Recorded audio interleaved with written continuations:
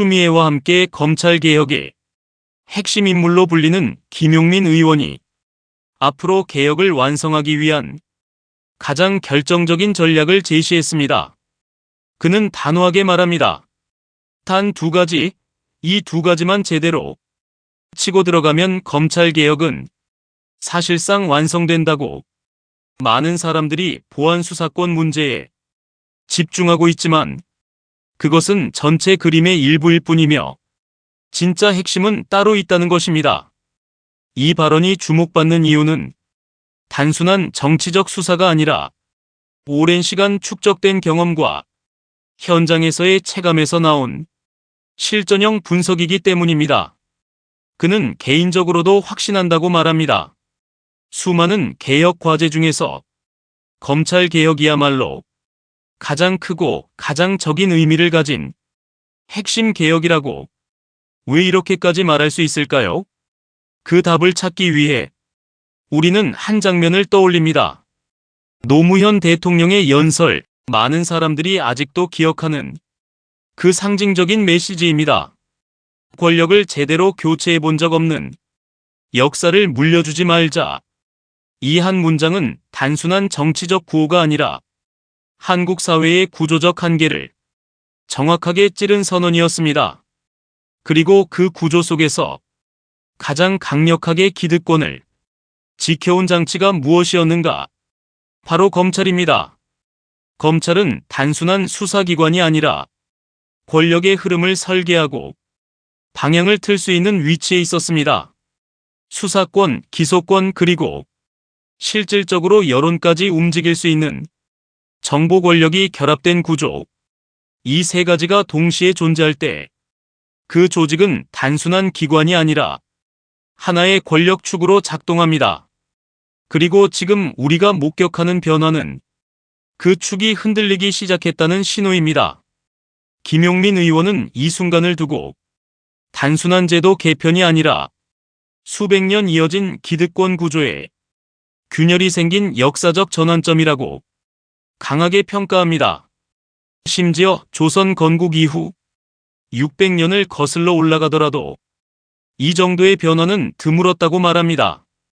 과장처럼 들릴 수도 있습니다. 하지만 그만큼 이 개혁이 기존 권력 구조의 핵심을 직접 겨냥하고 있다는 의미입니다. 이제 상황은 달라졌습니다. 우리는 처음으로 그 기득권의 가장 아픈 지점을 직접 드러내기 시작했습니다. 그리고 그 순간 새로운 가능성이 열립니다. 기득권이 교체될 수 있는 길, 그동안 이론으로만 존재하던 변화가 현실로 이동하는 순간입니다. 물론 기존 권력은 가만히 있지 않습니다. 자신들의 위치를 지키기 위해 새로운 인물, 새로운 조직, 새로운 형태로 다시 등장하려 할 것입니다. 하지만 이번에는 다릅니다. 우리는 이미 배웠습니다. 하나의 기관에 권력을 집중시키는 것이 얼마나 위험한 결과를 낳는지 그 경험은 쉽게 잊히지 않습니다. 그래서 앞으로는 같은 방식의 권력 집중이 쉽게 반복되기 어렵습니다.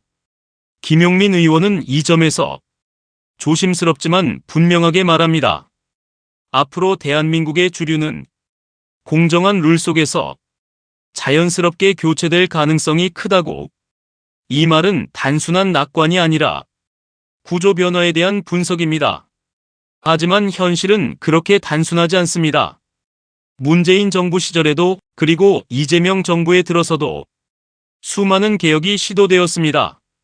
국회 다수당, 행정 권력, 심지어 지방 권력까지 확보했지만 현장에서 느끼는 건 달랐습니다. 겉으로 보이는 상층부만 바뀌었을 뿐 진짜 기득권 구조는 여전히 그대로 남아 있었습니다. 그래서 많은 사람들이 좌절을 느꼈습니다. 이렇게까지 했는데도 안 바뀌는가? 그 질문은 단순한 불만이 아니라 한국 정치 구조의 깊이를 보여주는 장면이었습니다. 하지만 지금은 다릅니다. 그 단단했던 구조에도 균열이 생기기 시작했습니다. 그리고 그 균열을 통해 변화의 가능성이 현실로 조금씩 스며들고 있습니다. 여기서 김용민 의원은 구체적인 사례를 꺼냅니다. 2020년 12월 헌정 사상 처음으로 공소청법이 발의되었습니다. 그 핵심은 명확했습니다. 검찰청 자체를 폐지하자는 것. 기존에는 검찰개혁이라면 수사권과 기소권을 분리하되 검찰 조직 자체는 유지하는 것이 기본 전제였습니다. 하지만 이 시점에서 판단이 바뀌었습니다. 이 조직은 더 이상 고쳐 쓸 수 없다. 그래서 나온 결론이 검찰청 폐지였습니다. 이건 단순한 개혁이 아니라 구조 자체를 다시 설계하겠다는 강력한 선언이었습니다. 물론 과정은 순탄하지 않았습니다. 정치적 변수와 내부 갈등, 그리고 예상치 못한 수정으로 인해 개혁은 다시 뒤로 밀려났습니다. 이 장면은 많은 것을 보여줍니다. 검찰 개혁이 왜 그렇게 어려운지, 그리고 왜 포기할 수 없는 과제인지. 정치인들에게 이 문제는 단순한 정책이 아니라 일종의 시험이기도 했습니다. 다른 것을 포기하더라도 이건 끝까지 밀고 가야 한다는 강한 의지가 필요한 영역이었습니다. 그 이후의 과정은 더 치열했습니다. 헌정사상 처음으로 검사 탄핵이 실제로 이루어졌고 여러 차례 이어졌습니다. 결과만 보면 헌법재판소에서는 모두 기각되었습니다. 겉으로는 실패처럼 보였습니다. 하지만 시간이 지나면서 상황은 조금씩 달라졌습니다. 탄핵 대상이었던 검사들이 이후 기소되거나 수사를 받게 되면서 당시의 판단이 틀리지 않았다는 평가가 나오기 시작합니다. 즉, 법적 판단과 정치적 사회적 판단 사이의 간극이 존재했다는 것입니다. 이 지점은 매우 중요합니다. 제도가 항상 현실을 완벽하게 따라가지 못한다는 사실, 그리고 그 틈에서 개혁의 필요성이 더 강하게 드러난다는 점입니다. 결국 올해 3월 결정적인 변화가 이루어집니다. 검찰을 폐지하고 새로운 구조를 도입하는 방향으로 제도가 재편됩니다. 여기서 중요한 것은 단순히 이름을 바꾸는 것이 아니라 권한의 흐름을 바꾸는 것입니다. 정부안은 여러 차례 수정되었고 그 과정에서 핵심적인 변화들이 추가되었습니다. 첫 번째, 검사가 우회적으로라도 수사권을 다시 확보할 수 있는 가능성을 철저히 차단했습니다. 이건 매우 중요한 포인트입니다. 형식적으로만 분리하고 실질적으로는 그대로 유지되는 우회 구조를 막은 것입니다. 두 번째, 검사가 수사기관 전체를 장악하려는 시도를 차단했습니다. 과거에는 수사기관을 지휘 감독하는 구조 속에서 사실상 전체 형사 시스템을 통제할 수 있는 위치에 있었습니다. 하지만 이번에는 그 연결고리를 의도적으로 끊어냈습니다. 세 번째, 검사의 정치적 역할을 명확히 제한하는 장치가 도입되었습니다. 이건 상징적인 의미도 큽니다. 검사는 정치인이 아니라는 원칙을 제도적으로 다시 확인한 것입니다. 물론 완벽하다고 볼 수는 없습니다. 여전히 부족한 부분은 존재합니다. 하지만 이전과 비교하면 질적으로 다른 수준의 변화라는 평가가 많습니다. 또 하나 주목해야 할 부분은 검사의 권한을 대통령령이 아니라 법률로 제한했다는 점입니다. 이전에는 행정부의 판단에 따라 수사권이 다시 부여될 수 있는 여지가 있었습니다. 하지만 이번에는 그 가능성 자체를 차단했습니다. 권한을 되돌리는 길을 원천적으로 막은 것입니다. 그리고 중수청 구조 역시 완전히 재설계되었습니다. 기존에는 공소청 아래에 두어 사실상 수사를 통제할 수 있는 구조로 갈 가능성이 있었지만 이 연결을 끊어냈습니다. 또한 공소청 검사의 특사경 지휘감독 권한도 삭제되었습니다.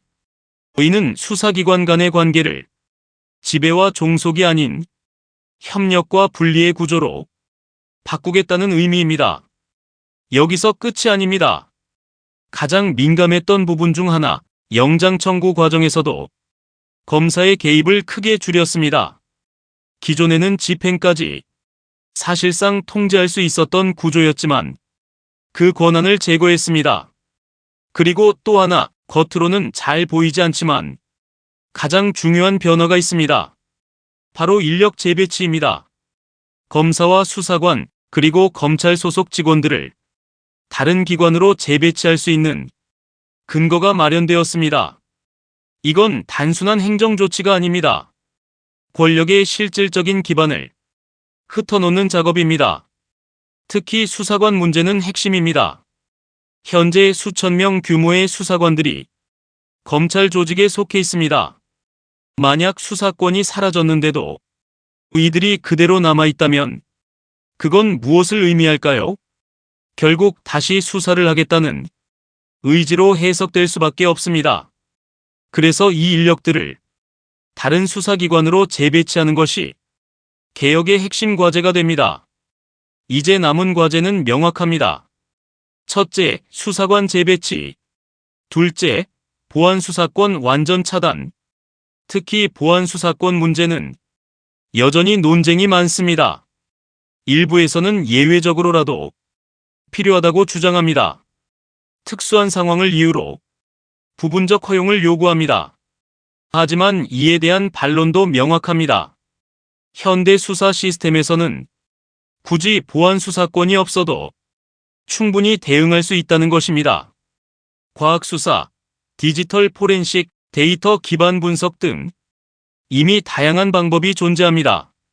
그럼에도 불구하고 여전히 진술에 의존하고 조서를 중심으로 수사가 이루어진다면 그건 시스템의 문제가 아니라 관행의 문제입니다. 더 나아가 일부 사례에서는 참고인을 압박하거나 진술을 유도하는 방식까지 문제로 지적됩니다. 이런 구조를 유지한 채 권한만 남겨두는 것은 결국 같은 문제를 반복하는 결과로 이어질 수 있습니다. 그래서 결론은 단순합니다. 보안수사권은 필요 없다. 그리고 더 근본적인 해법은 검사와 수사관의 완전한 분리입니다. 이건 단순한 조직 개편이 아니라 권력 구조의 재정의입니다. 실제로 최근 논란이 된 사례에서도 그 문제가 그대로 드러났습니다. 박상용 검사가 이화영 전 부지사에게 원하는 진술을 조건으로 혜택을 제한했다는 의혹, 그리고 주변 인물들에 대한 수사 가능성을 언급하며 압박했다는 내용까지, 심지어 그 범위에는 고위 정치인 이름까지 포함되었다는 이야기도 나옵니다. 이 장면은 하나의 상징입니다. 검찰 권한이 어떻게 사용될 수 있는지 적나라하게 보여주는 사례입니다. 이런 일이 가능한 이유는 단 두 가지입니다. 첫째, 권한이 너무 많기 때문입니다. 수사, 기소, 구형까지 모든 권한이 한 곳에 집중되어 있습니다. 둘째, 외부 통제가 부족하기 때문입니다. 검사가 진행하는 수사는 사실상 내부 논리로만 움직이는 경우가 많습니다. 이 두 가지 조건이 결합되면 어떤 일이 벌어질 수 있는지 우리는 이미 여러 번 목격했습니다. 쌍방울 대북 송금 사건 역시 그 연장선에서 이해할 수 있습니다. 이 사건은 단순한 개별 사건이 아니라 왜 수사권을 분리해야 하는지, 왜 검찰 개혁이 필요한지를 다시 한번 각인시키는 계기가 됩니다. 이제 선택의 순간입니다. 이 구조를 그대로 둘 것인가, 아니면 근본적으로 바꿀 것인가? 그 답은 이미 우리 앞에 나와 있을지도 모릅니다.